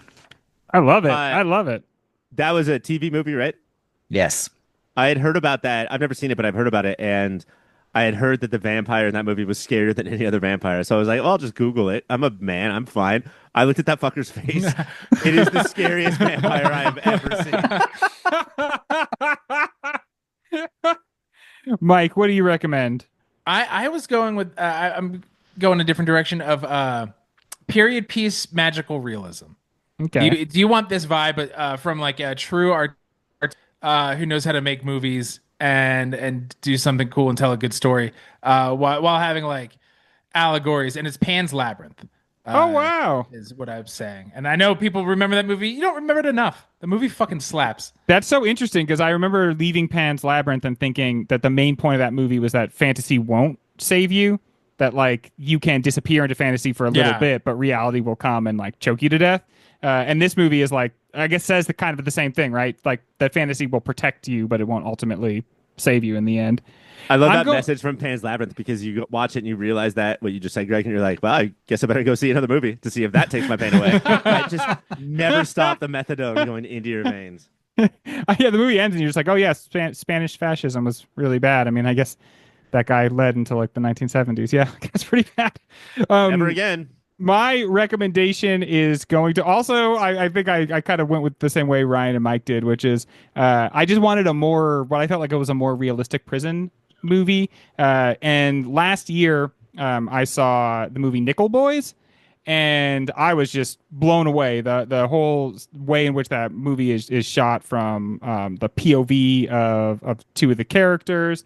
The sort of like, and you think that that's a gimmick and that you're going to get sick of it, but you honestly stop noticing it after a while and it feels very natural. It was probably one of the best movies I saw last year. It's a tough watch. It really is. I mean, it doesn't protect you in the way the Green Mile tries to protect you from the real world. But when you come out of it, you feel like you've really experienced something worth experiencing. And so Nickel Boys. That leads us to our final scores. Ryan, you got 49 points. Mike, you got 41 points. And Eric, thank you so much for being on the show. You are our winner with 51 points. And let me just tell you, in a 3-person race, 51 points is pretty good for this show. So congratulations, Eric. I would like to thank the Academy. Yes. Yes. Well, we are just going to wrap things up and with one more question on the other side of this break. Folks, the fans have written in to let us know that they're not quite sure why we are talking about 2 movies on every season or every episode of this season. And so we just wanted to take a little time to explain what we are doing. We are reprising, obviously, 99 this season. But when we did 99 the first time, we only did 8 movies. And we were excited to do 16 movies, which is our new format. And so what we're doing is we're doing 8 new movies now. And then we already had episodes for 8 previous movies. We didn't want to do whole new episodes. We didn't want to say the same things over and over again. And so what we're doing is the plan was to replay the old episodes in between the new episodes. We have since lost the tapes to the original 99 episodes. And so what we're doing is we're just going to have a little bumper at the end of every episode where we talk about one of the shows that's still in the running, or one of the movies, rather, that's still in the running, but is not going to get its own entire show. Sometimes the featured movie on the episode will be the much better movie that has a much better chance.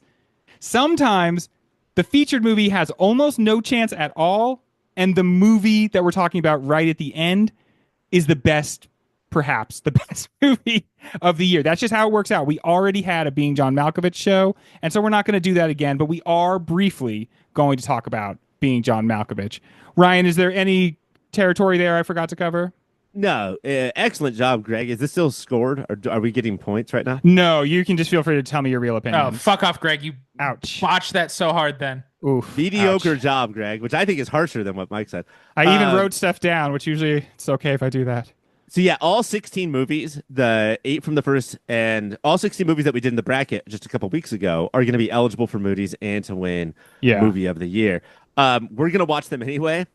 We're going to rewatch these movies that we watched 5 years ago. And why would we watch a movie without talking about it with each other? So that's going to be a segment. The other thing, though, it might get a little confusing because we have 9 new movies. Yeah. And 7 old movies. And so what we did was we included the other 2 movies that got kicked out of the 16, but we're going to throw them in here anyway. So American Beauty and 10 Things, which we did last week, and 10 Things I Hate About You, which we're doing at the end of the season, didn't make the Sweet 16, but we did them before. We're going to rewatch them again. We're going to throw them in the movies. So that's why American Beauty we talked about, even though it got fucking booted out of the bracket hardcore. And so even if the movie that we're supposed to watch for the week is 3 hours long, we will watch another movie because that's how much we love you. Dedication. Greg, I ask you, as a movie fan, what if the movie was Being John Malkovich? Is it even like watching a movie? Honestly, Ryan, I'm glad you asked that, and I'll answer on the other side of this break. Craig Schwartz is a down-on-his-luck puppeteer who is eager to follow a portal into our compendium of 1999 middle-aged white men going through it. Unsatisfied with being married to Cameron Diaz, because her hair looks exactly like mine does in real life, Craig is drawn to Maxine, who is the perfect admixture of brunette and cruel to capture the heart of Craig's, Greg's, and other betas everywhere. Everything changes for Craig when he discovers a portal into the head of John Malkovich, who is playing himself, well, selves for one particularly memorable Malkovich. Before you can say Elijah untie me, we have Diaz in a cage, Cusack deep in Malkovich, Keener in my dreams forever, and an empty feeling from only getting the longest 10 minutes I can manage to discuss a film that is too big for one show, let alone one segment. So Ryan, let me ask you this. Do you see what a metaphysical can of worms this portal is? I can't not, Greg. Like, this is just a movie that gives everything all the time. I mean, I have multiple new things to talk about tonight that I didn't talk about before and I hadn't seen in the last 50 times I've watched this movie. Mike, did you have this? I had that same thing, Ryan. Mike, did you have the same thing where you were like, how can it be I'm seeing things for the first time? We did a show about this movie. We have a rule that says once you do a show on it, the movie's watched. You nailed it. Yeah. We did it. There's nothing else to be discovered. But the thing Kaufman likes to do is create ultimately endlessly discoverable films. Yeah. Yeah. Just these rich texts that Ryan, you started to say this, or you alluded to it. It's not that like every scene in this movie is perfect. It's like every line you almost want to stop and then just be like, oh, you see the different levels this is working on. And in a way, it's like overwhelming almost. It feels like too much good stuff, like AM PM. Okay. Is Grungus going to show up? Dude, would Being Grungus have been a better movie? We just get to go in the head of that fucking disgusting monster. And you obviously go and fight, what's his name? The Philadelphia Gritty. Flyers. Gritty, yes. Big Grungus Gritty battle. Yeah, I mean, like, it's like a lot of the best novels in that I have read this before, but I wasn't this exact age, going through what I'm going through right now before. And so therefore it completely opens up. I have so many things that are new to me, guys. I don't know where you want to start. Just joke it out. Just read it real quick to us. All the stuff. How about, why don't we start with what is so appealing about Maxine to Craig, and I would argue to at least a segment of our viewing audience. She challenges him. Look, Lottie is a sweet lady, but she's just like, Craig is a beta, but he's an artistic beta who thinks he's a fucking genius when he's really a loser. And Maxine calls him on a shit, so he's instantly hard about it. This was my number one biggest spotlight of watching this movie, and I'm not a Greg or a Craig as we call Greg around these parts. I didn't focus in on Maxine, but she popped out to me this time because I never thought about what a fucking loser she is. Yeah. Oh yeah, she is such a dumbass and sort of bad at being sexy. And this is not, I don't think, Kaufman being bad at writing women. I think she is doing what she thinks is an impression of the hot vixen in a movie. She also works at this job somehow. Yeah. I don't know how or why, but she is also there and puts Craig in his place because of how she dresses, how she looks. But her dialogue is idiotic. She is also a dumbass. She was a dork in high school and then had a glow up and is like, well, now I can be the baddest mean girl at this weird tiny corporate job that Severance would one day be based on. But there is, Ryan, I like what you say that she's a dork too, because there is when he first talks to her and she's like, oh yeah, another 100 other lines to get in a girl's pants. Yeah, that is the line. That's weak sauce, dude. Yes. I mean, but you know what it is? We didn't know this in 99, but there is something so appealing about somebody who doesn't care about you at all and is shameless about just jumping from person to person. This movie understands the power of shamelessness and this weird low grade almost sociopathy that our society really actually prizes. We don't prize artistic merit. We don't prize being lovable and good to animals. We prize the people who are just oh, there's a portal, I'll make money off it. Yeah.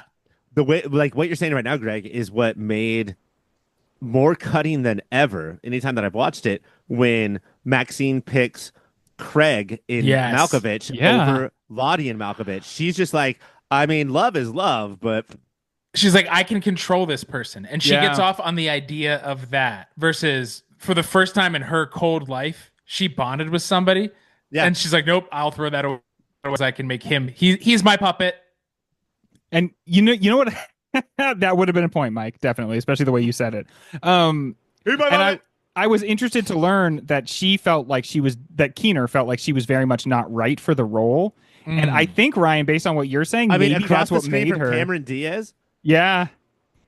What did you guys? I felt in 99, the movie successfully, to little baby Greg, ugged up Cameron Diaz. I really thought it was successful. Did you at all feel as gentlemen of a certain age that didn't work as much this time around? It's just clear she needs a she's all that. Run a comb through that hair, take a shower, wear different glasses and overalls, and you're great. Her skin is so clear. Her bone structure is perfect. Her personality is what's bugging it up for me now. But no, for sure. And she stinks, right? The amount of animal whatever on her. Yeah. Oh, dude. Effluvia. Love a stinky girl. Man, there's two things that are so important that it will change how you look, and it's hair and thirst. And she gets so thirsty and she's so needy and she's so not confident that it really does change how you look at Cameron fucking Diaz. Yeah. What's golden about this movie is I'd say all three, the big three, are playing so against type, and it clicks and works. Well, yeah. John Cusack is playing against his Hollywood type, but playing, I'm going to guess, directly into his actual real life. That's how it is. Hey, just be you, John. Just be you, baby. At one point, John Malkovich says, I have to know the truth, Charlie. And Charlie Sheen says, the truth is for suckers, Johnny boy. Which side are you on of that? I mean, that's our Matrix moment, right? Yeah, it is for fucking sure. It's red pill, blue pill. The truth is for suckers. Don't embrace the truth. It's what we're escaping the fantasy. Live in the fantasy and it'll be fine. I honestly, we don't necessarily pair these movies up because they have a lot of obvious crossover. I mean, we tried to do that a little bit, but watching two movies in the same week, you just do see these these connections between the two, and this idea of do you want the truth or do you want the fantasy is so fully explored in both of these. I know it might sound limiting, and I don't mean it to be that way at all. I just think there's only like 6 to 7 things humans are actually interested in, and so it's always going to pop up in their thing. So that's what's going to rise to the surface. If we paired Being John Malkovich with what's coming later this season with The Sixth Sense, we would find something different. And that's why art fucking rules. That's that's part of what this show has like reinforced for me. It's something I already believe, but has really reinforced me, which is just like art really is always in conversation, and you get so much out of holding up any two ideas against each other, and it really is. Because I'll tell you another one, and it's minor in one sense, but do you know how old Tom Hanks's character Paul Edgecombe is in Green Mile? Like early 40s, maybe? He's 44. 44. And Okay. 44 is literally the Malkovich age. Like right. when you hit 44 exactly. And it's like, yeah, there is something, and science tells us that when you hit the age 44, that like that's one of the times your body ages significantly. Oh no. Yeah, that like right around 44 you really start to hit middle age, and I'm right around that level, and I can feel it coming, you know, like it's not just the occasional aches and pains anymore. It's like it feels like a general slowing down of the metabolism, of the mind, things getting a little bit more achy. And so I think it's interesting that they both engage with that age. You mentioned this earlier, Mike, but Catherine Keener at one point says puppeting is just playing, or not Catherine Keener, obviously, but Maxine says puppeting is just playing with dolls. I'm excited about this because it's playing with people. Yeah. Is she like out and out villainous? Yeah, it's funny. By the end of the movie, things have gone so off the rails that you're supposed to sort of root for her. But I do think no matter what, even though Lottie looks happy, that she is trapped with one of the most sociopathic people we've ever seen in a movie. That doesn't. If you like that manipulation, that's not going to just suddenly go away. Ryan, this is a movie that must make fans of puppetry say, we can't be ignored after this film. So what do we think of the young duo of Spike Jonze and Charlie Kaufman? I mean, I miss Spike so much. I wish he'd make another movie. I feel like that Where the Wild Things Are, that reaction really that just like drove him back into like that was his cave. Rivers Cuomo moment. But hey, man, release your maladroits. I would love to see Spike Jonze as maladroit, whatever that is. You know, even if it's like a Mission Impossible movie or something. But yeah, I mean, these two together, and what do we get? 2 movies? One was movie of the year, and one might be. Yeah, because Eternal know, Sunshine's the other one, right? Yeah. No, that's Michelle Gondry. Adaptation. Adaptation, Yes. yeah. These two together are just working on this. We don't need hey, somebody come bring us a punchline.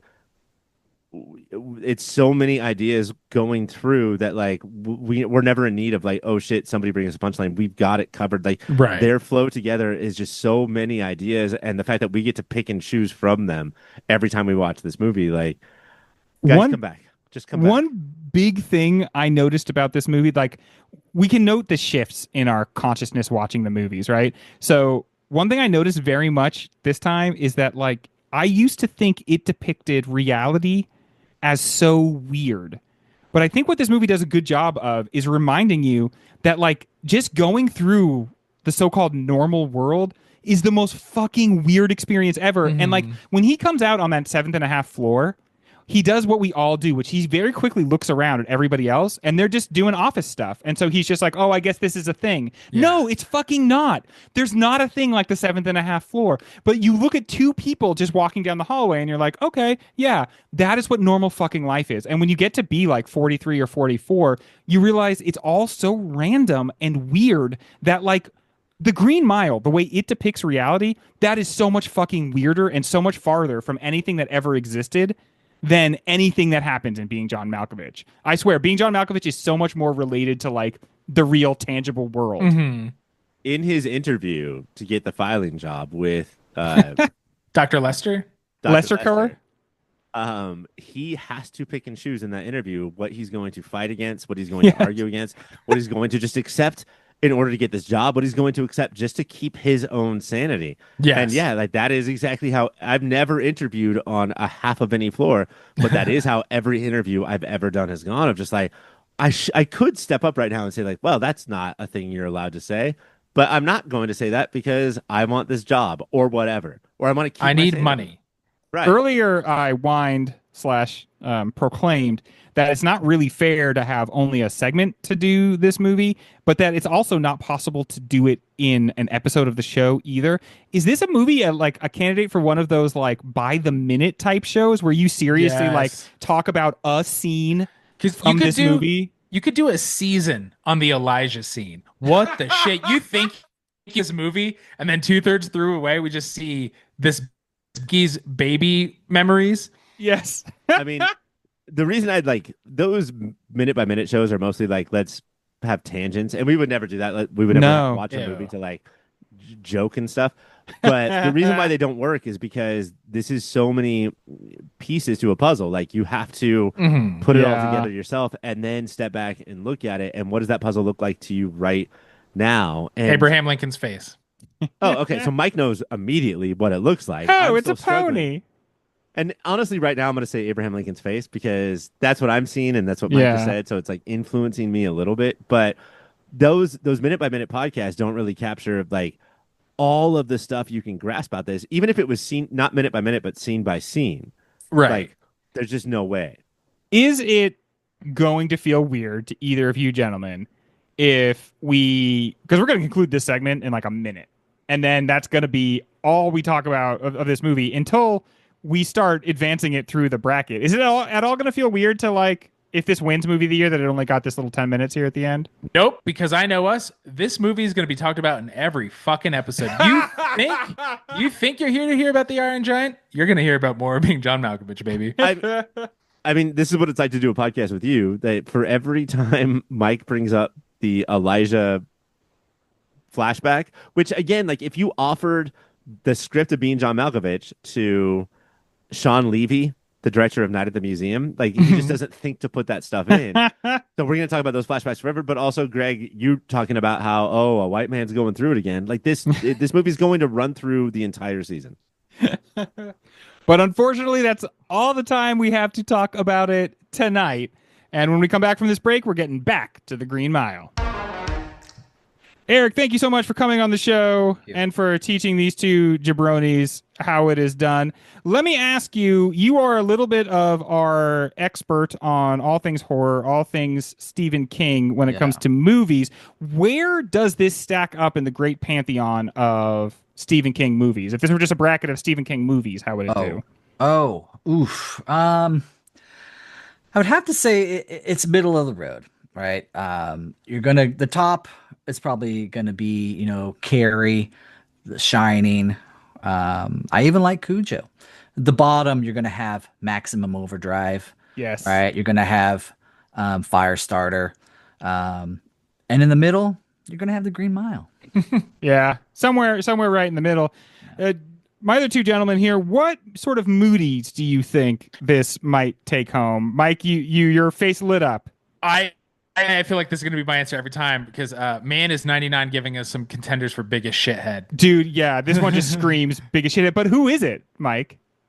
Percy and Bill are going toe to toe, but I do think Percy might be edging Bill out just a little. He is such a true shithead. Yeah, I think that Bill is, villain in all the ways, and Percy is so hateable. I would watch a Wild Bill biopic before I would watch a Percy Wetmore biopic. Like it's just such a fucking piece of shit. I just want to give him one of those. What do you call it? Where you turn them upside down and like put their head in the toilet. A swirly? Swirly? I want to give him a swirly. Oh man. But then don't put any water in the toilet, so it's just a dry swirly. How do you like it, Percy Wetmore? His name is actually better. Oh, his name is Wetmore. His name is Wetmore. Greg, he wet less. Wet less, if anything. Oh man, did you know that actor who played Percy Wetmore, Doug Hutchison, married a 16-year-old girl when he was 50? Did you guys hear about Courtney that? Stodden, which I happened to text you guys We about just 2 weeks ago for no reason. Did and you then really? we watched The Green Mile. This is the guy who married the 16-year-old. It's Percy Wetmore. Yeah. So maybe biggest shithead in real life as well. Eric, thank you so much. You were a wonderful guest. You won. Why don't you tell us a little bit more about your show and how people can find you if they want to check you out? I'm the worst promoter ever. Go. Preach. All you got to do is Google Cradle to the Grave podcast in your Googler, and the thing that pops up there, it's all there, man. It's on the streamers. It's on the Spotify's. I'm on the Instagram. I'm only on Instagram. You can't find me on Facebook. You can't find Get out of me there. on X. You can't find me on whatever the fuck is new, right? It's only Instagram. Only Instagram. So, and I post on there a lot. There's some times where I'm having trouble finding a guest for a movie to come on and chat with me about. I'll post, hey, is there any listeners out there that want to come on my show cool. and chat? And I've gotten listeners who aren't, famous authors or famous musicians or whatever. It's just Joe Blow down the street who likes my show. And I'll have them come on and chat with me. They never come on again because they're horrible guests. No, I'm just kidding. No, I'm just kidding. I love all my guests, man. The 2 meter just went into the red on that one. I love it. I'm having a blast doing it, man. I'm not making money doing this shit, right? This is a labor of love. Yes. I spend a lot of time editing these episodes, and I do it because I have a blast talking with all sorts of people. And I get to meet people like yourselves. I would have never done this podcast. I never would have come on your show to defend the Green Mile. So, I do have to underline, Eric, that you obviously do put a lot of time into your show, and it really does come across. It's very well edited. It's great sound. So I really do recommend it. It's a fine show. What were you gonna say, Mike? I cut you off. I was gonna say how good the editing on Eric's show is, and how all the musical beds and the cutaways are great.